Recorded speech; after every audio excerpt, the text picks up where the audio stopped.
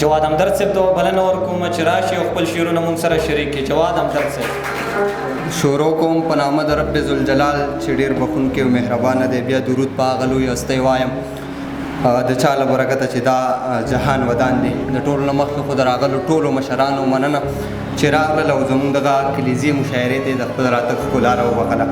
د صدر صاحب په اجازت به څو شعرونه ووایم او بیا به یو غزل ووایم.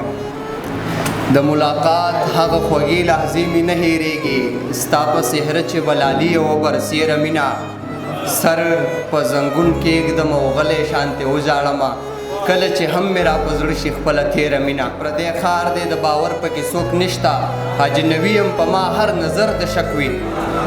مننه. پردی ښار دی د باور پکې څوک نشته، اجنبي یم په ما هر نظر د شک وي. ستا په ښار کې په قلم مین څوک نشته، ستا د ښار خلک مین ټول په ټوپک وي. ستا په ښار کې په قلم مین څوک نشته، ستا د ښار خلک مین ټول په ټوپک وي.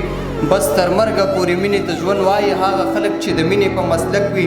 او یو داسې کلیوال غوندې کې شعر دی پکې چې د یار د کلي وینو په ما ګران وي، که شوملې وي او که نه چېرته سوکړک وي. چې د یار د کلي وینو په ما ګران وي، که شوملې وي او که نه چېرته سوکړک وي. هر وخت غواړم چې وجاړم په چغو، هر وخت یاره زما زړه دومره راډک وي.